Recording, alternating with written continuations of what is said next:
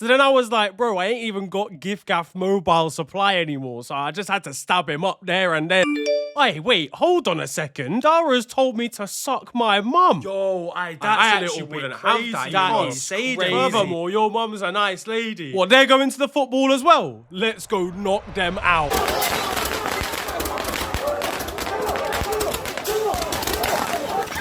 You're alright. Hi, Sebastian, if you need... what is this commotion? I'm trying to play 1-2s. I've got all sorts of palavers going on. How am I meant to concentrate when it looks like Hogwarts outside the ground? It's just not accept. They've set fire to the right back, for goodness sake. Yo guys, it is your boy Niran here, and you are watching FTW. This is of course the series where I bring to you the best and more frequently the worst of what football has to offer during the last 7 days. What has been kicking off in the world this week? Well, in the UK, and good luck watching Liverpool batter Manchester United, adult sites have been banned. I'm very angry, to be honest with you. Yep, age checks for these websites have come into effect in the United Kingdom, and will even have you needing to upload your ID if you want to watch one. Back in my day, it was fake ID for the club, now it's fake ID for the hub. People all across the UK will be whipping out their VPN locations, attempting to get past these new laws. I'm in the abandoned city of Pripyat. I'm in Hull. I'm at Disney World. I'm in an airplane battery. Meanwhile, it's bad news in North London. A, William Saliba will be down on 50% of his content. Meanwhile, B, it's a ban on Gooners. Hopefully they can do something less cringe. Oh wait, never mind. We did, however, manage to discover at FNG Headquarters Enterprises Corporation some leaked audio of Kyle Walker's thoughts on the new change. I hate myself, honestly, I'm better off dead. Now, you know me. I'm a big lover of women. Whoever invented them has done a proper good job. There's been some truly heroic ones over the years. The suffragettes, Rosa Parks, the woman who does the Jet 2 ad. Nothing beats a Jet 2 holiday. But have any of them won the Euros for England? No, unless I'm missing something. So this was a chance for England's Lionesses to make history, not just by winning it once, but winning it back to back. Now, after going through a more troublesome semi than Donald Trump when he spots Epstein's Island on the horizon, we left things late. We rode our luck against the brave Italian side. Our reward for all of that? Facing the world champions. Fucking hell, lads. Yeah, now I'm getting cooked. We started well, then we conceded immediately. It wasn't the first half of dreams for a side hoping to bring football home, but a stage was set and a big second half was needed. Alessia Russo managed to direct a header back into the far corner after Chloe Kelly played creator again. I'm no tactician, but I feel like the tactic at this point may have just been give her the ball and see what happens. We continued to absorb pressure. Spain continued to have chances. Olga Carmona continued to dive around on the floor, but Spanish chance after Spanish chance was missed. Their forward Paraluelo will be getting a surprise when she tries to arrive back in a Spanish airport, and that led us to a penalty shootout. England traditionally bad, but under Serena Weigman, we'd won 3 on the bounce. And what's this? Official England communications? It's coming home. Come on, England! Hannah Hampton was the hero here with 2 saves as England retained the Women's Euros to go back to back. Chloe Kelly was once again a clutch hero here, scoring the winning penalty and slamming it into the top corner. A penalty hit with more pace than any Premier League strike scored in the men's game last season. Me, a basically unemployed man, was Googling whether we'd be getting a bank holiday the next day, and overall, patriotism was at an all-time high. Chloe Kelly had a chance at player of the tournament, and she didn't even start one game, and she was very, very vocal after the victory. Pressure? What pressure?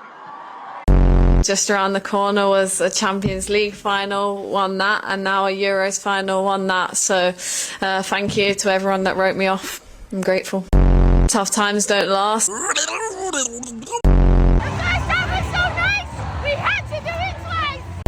I'm not gonna lie, her voice here, she might have done one of them and Kung Fu balloons, because that is high-pitched, bro, the helium.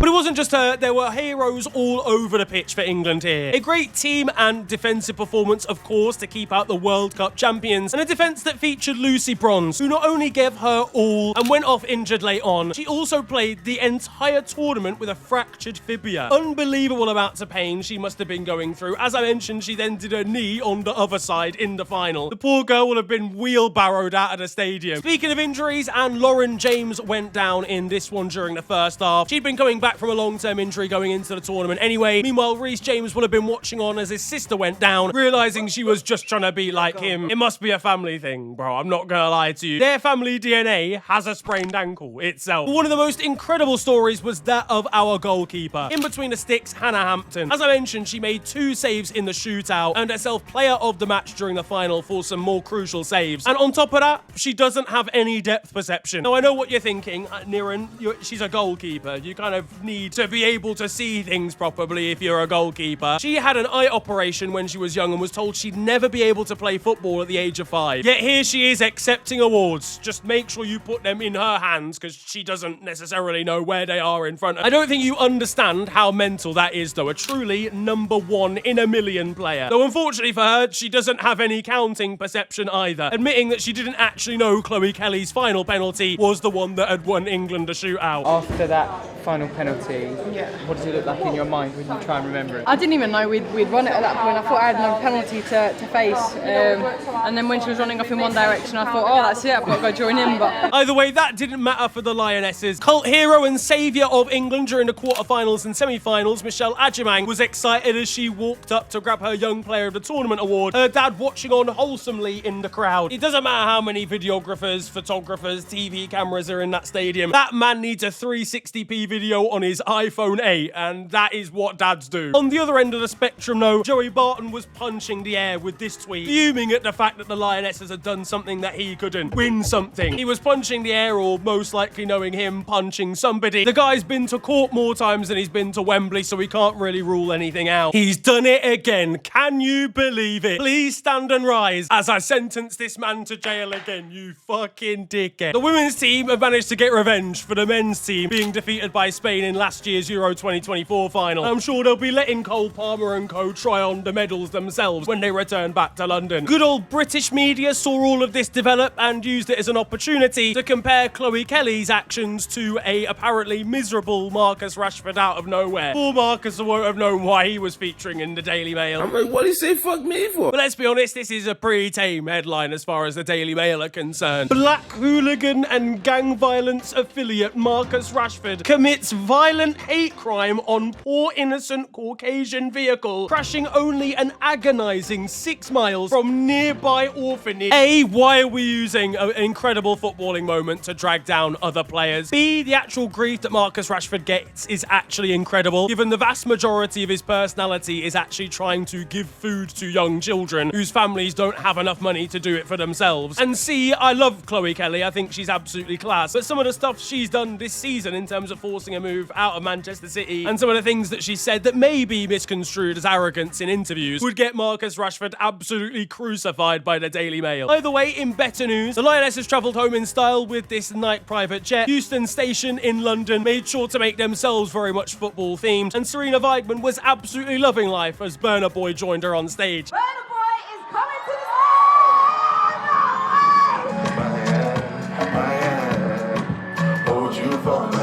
Why does this small Dutch woman know this much about Burna Boy? She knows all the lyrics, you know. Now, if you're a Newcastle fan, life is tough at the moment. Alexander Isak wants to leave. No one wants to join. Is it weird going through this anguish every week? And you still employ Isaac Hayden, who will be heading to Newcastle as a mystery. The heading, ironically, being a fate that the club's chief scout will be learning all about when the Saudi overlords get their hands on him at this rate. Now, I made a full video about their woes a couple of days ago, and they added to that by losing to Arsenal in pre-season.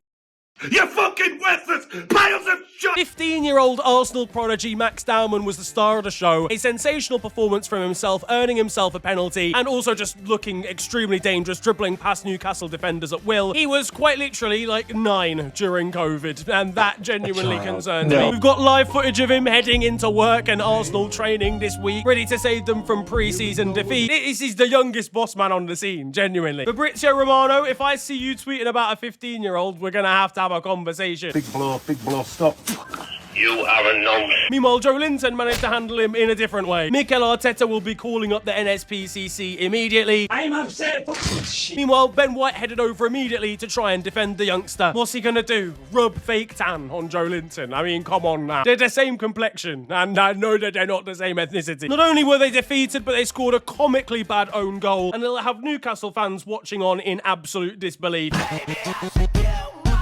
Because not only that, but the transfer window has been an absolute unmitigated disaster for the Magpies. They may be about to miss out on Benjamin Šeško as well. If they got a Ouija board out and asked Pele to join, he'd turn them down. I just know that Anthony Elanga's agent is already starting to lose faith in these lot. He may have actually picked the wrong club. Meanwhile, Arsenal, they were rubbing their new signing in Newcastle's face as Victor Gyökeres made his first appearance in the number 14 shirt. This sparked perhaps one of the worst pieces of media made of all time from Arsenal Fan TV, and that says a lot, given they've produced media in the past.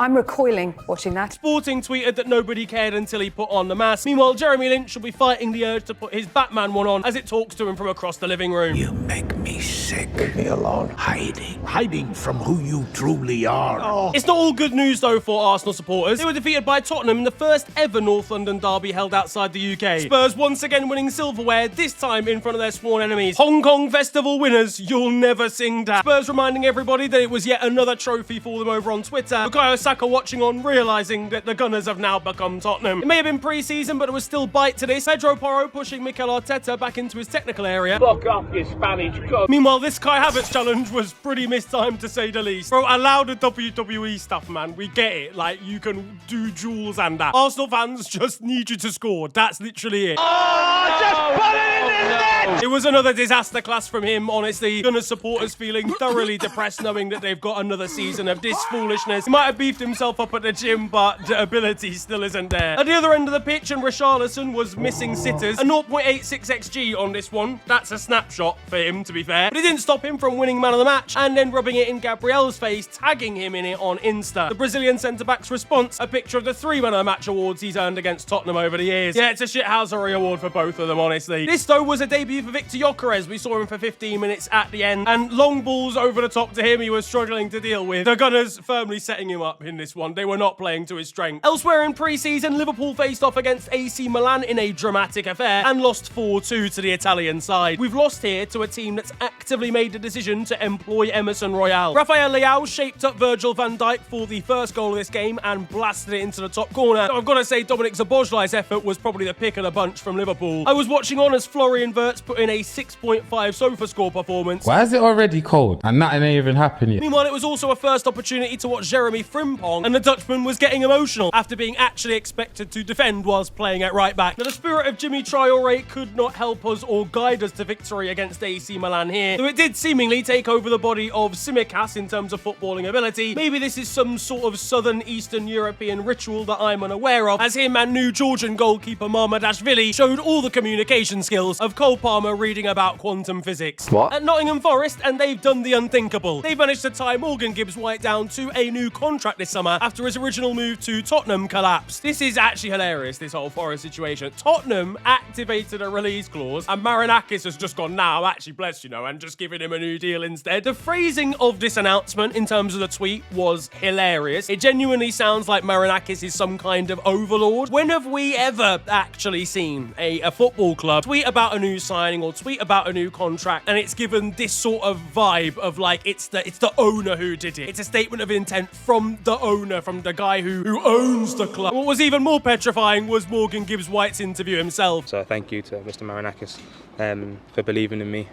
I feel like we've been on a roller coaster of a journey, but I've felt the love instantly from the very first moment I stepped into the doors, and I feel like Mr. Marinakis is the base of that. You know, Mr. Marinakis is the main reason for that. We've built that culture inside the dressing room.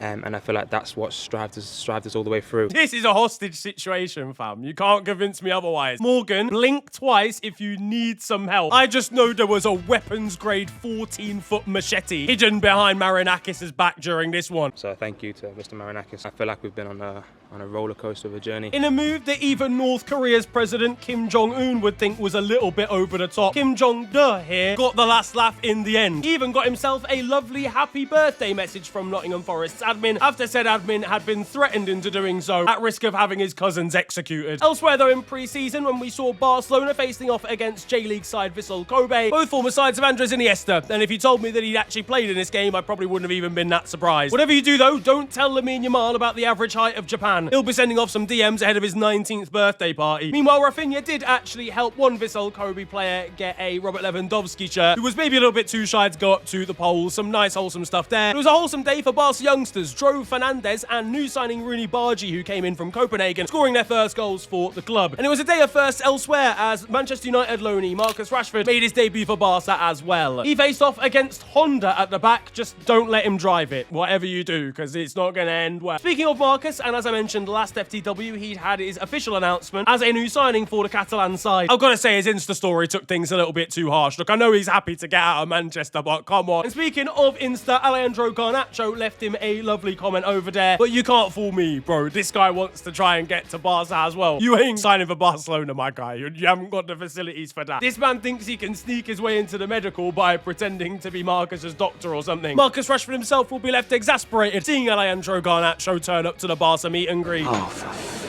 And elsewhere in transfer news, Al Nassr have completed the signing of Chelsea's Joao Felix. The 25-year-old joined the Saudi Pro League in a signing that means he has collaboratively been worth £200 million in terms of transfer fees during the course of his early career. He posted on Instagram, "Once a blue, always a blue." This was actually a mistranslation. What he meant was that he was a blue once, like for one game. Genuinely, this man contributed nothing. I know he's had a difficult time. He wasn't exactly very impressive for Barcelona or really for Chelsea or for AC Milan or for Chelsea again, but genuinely this being his scarf for the Al Nassr reveal just seems a little bit over the top from the Saudi club. If I'm Cristiano Ronaldo, I'm fuming. I've had to put up with this guy for Portugal already. I don't need to see him come through the door. Now, elsewhere, and Lionel Messi was at Coldplay. Oh god, I've seen this script before. Wait, no, sorry, wrong band. He ended up on the big screen, but thankfully for himself, he was actually with his wife, though clearly the ADHD prevented him from actually being able to do that meme, instead just staring awkwardly. Chris Martin was sat watching on stage, waiting for him to do anything at all. That CEO must have been absolutely fuming, watching on as Leo's life wasn't completely ruined. If I'm his bodyguard, I'm finding that cameraman and I'm rugby tackling him. There could be some big names joining Leo in MLS though, and that's in the form of Mr. Beast and Speed, who joked online about running a side in the league. Imagine being a Philadelphia Union fan and Speed subs himself on only to start barking instead of taking a pen. It's honestly not long before we get a YouTube video titled "Last Footballer to Stop Doing 8mg packets of snus wins $500,000. Let's be honest, we've all seen his ability. I don't think Speed's going to be a very effective coach when training centre-backs. Ooh, what's going on here?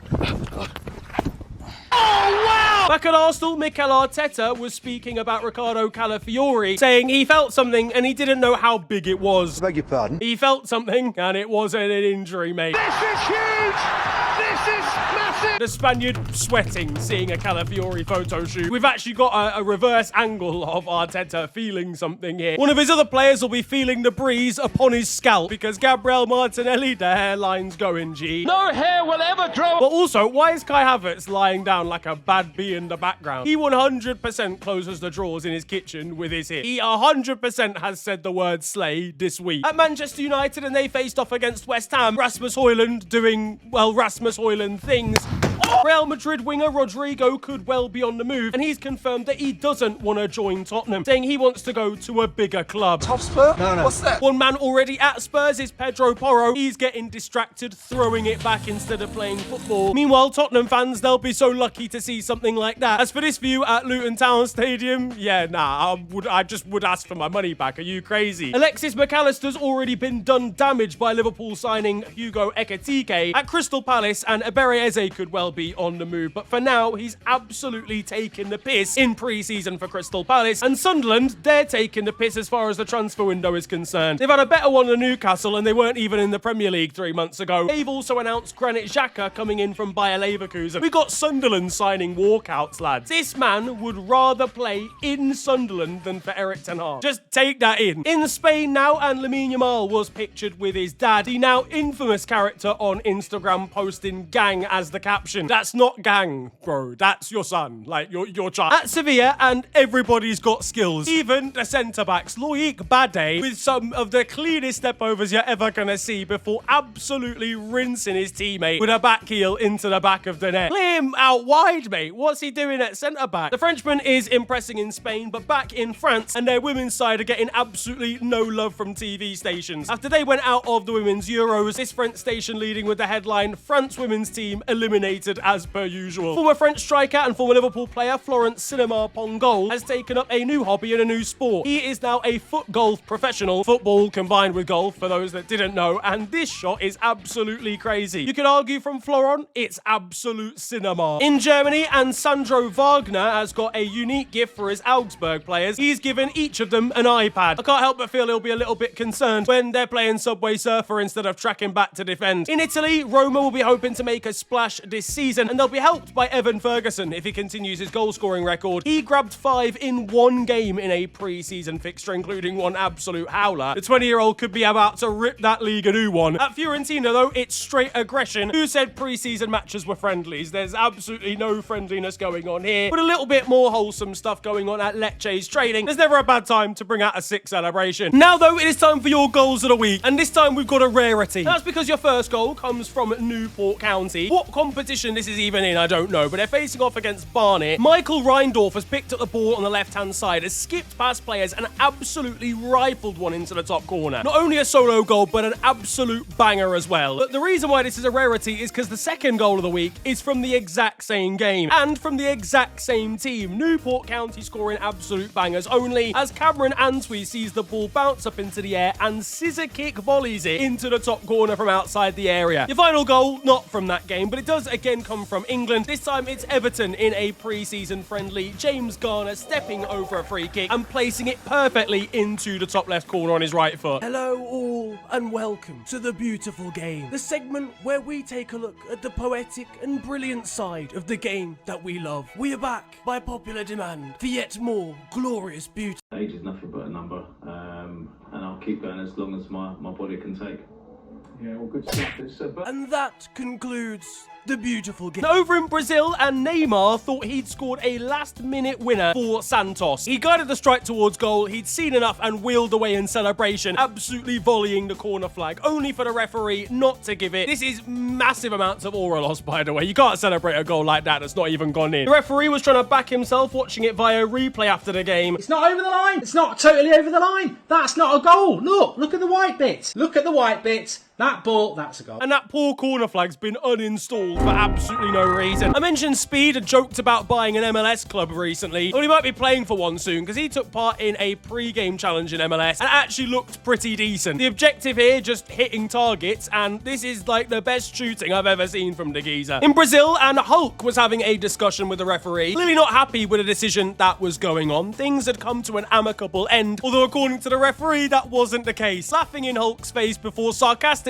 giving him a yellow card. Hulk's face was a picture afterwards. So honestly, this man's got balls of steel to do that to Hulk. That is absolutely crazy and the biggest violation I've seen from a ref. Hulk could be seen flinging him around moving into the second half. Elsewhere in Brazil, and Red Bull backside, Bragantino appeared to have found a kickoff glitch. Yeah, they've discovered this one and pulled it off to perfect accuracy in one of their most recent league games. Not quite the same grace going on between Corinthians and Cruzeiro as some absolute horror challenges like an entire compilation's worth were overlooked by the referee, with players getting away without even receiving a yellow card. Yeah, Brazilian football's different gravy. But Turkish football is even more mental, and Flamengo decided to provoke the beast for absolutely no reason after signing Saul over Trabzonspor. You're gonna need Saul the lawyer after this one, because taking on the most volatile and borderline jobless fan base is crazy behaviour. Boca Juniors are having a unprecedented run of form right now. They are 11 games without a win. Most recently, they lost to Huracan, and this, what I can only imagine is 6-year-old, had a foul-mouthed rant to direct at Boca officials. ¿Qué pasó, Boca? La tienen adentro, hijo de puta. La tenés adentro, Riquelme. In Saudi Arabia, and this defender's got a unique way of attempting to deal with Ivan Toney. Croatia may want to delve a little bit deeper into their VAR technology, because I'm not gonna lie to you, it maybe could do with a little bit of work. And the officiating isn't too good over in Portugal, according to Benfica, who unleashed a rant on Twitter, a 4-point presentation on why they weren't happy with one specific referee who was apparently pro-Sporting Lisbon. As soon as the tweet started with Cuatro Factos, I just knew it was going to end in disaster. Closer to home, and what on earth is going on at Sheffield Wednesday? For those that don't know,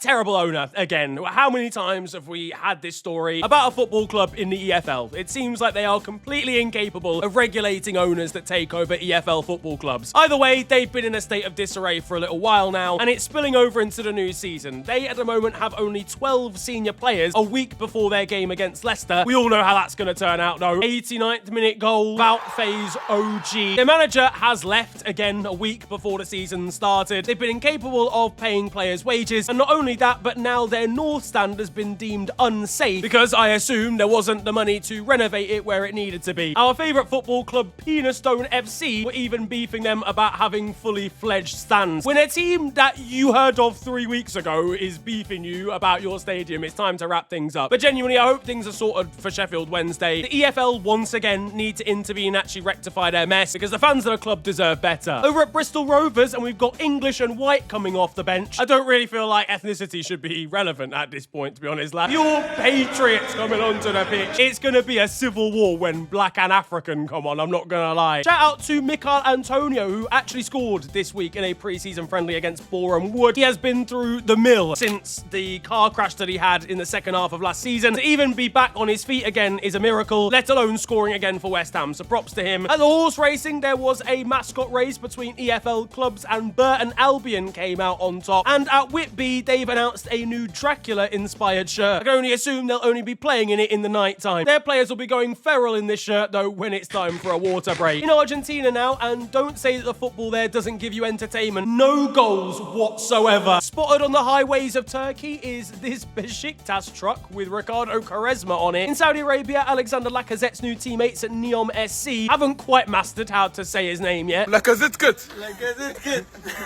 Lacazette. Allah Marcia. Lacazette. In Ireland, and one duo for Kerry City were sacked by the club for robbing a shop when the boss said you've got to die to get the 3 points. I don't think he meant at the hands of the police. At Inverkeithing Hibs, I don't even know how you say that name, there's been an 18-0 mauling, and the picture for the game has got someone with their arse out. What is even going on at this football club right now? Whatever's going on there, even more mental scenes are happening at Bristol Manor Farm. They were supposed to be playing a pre-season match, only to arrive at the stadium and realise that it had been the victim of a car fire. Yep, someone had committed arson, driving a car and setting it on fire in the goal frame. Meanwhile, in Nigeria, and shout out to this footballer who's made a move in the transfer window and signed for a new club, only to wear the shorts from a different football club in Nigeria during the photo shoot.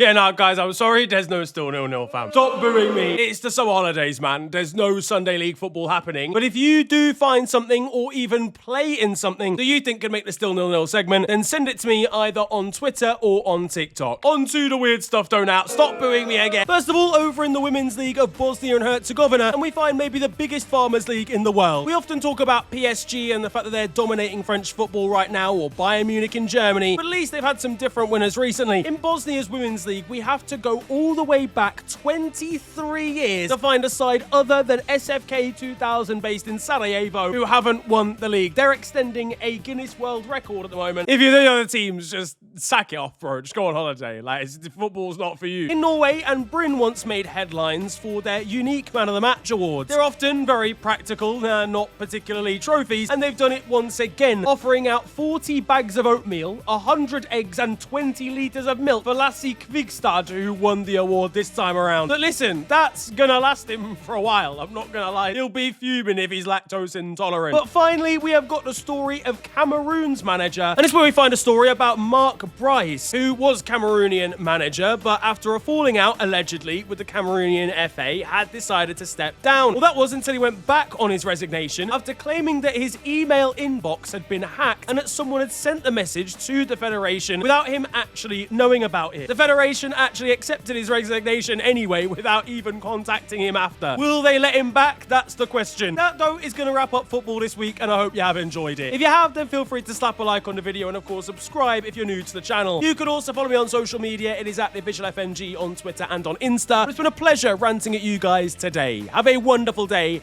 enjoy yourselves, and goodbye.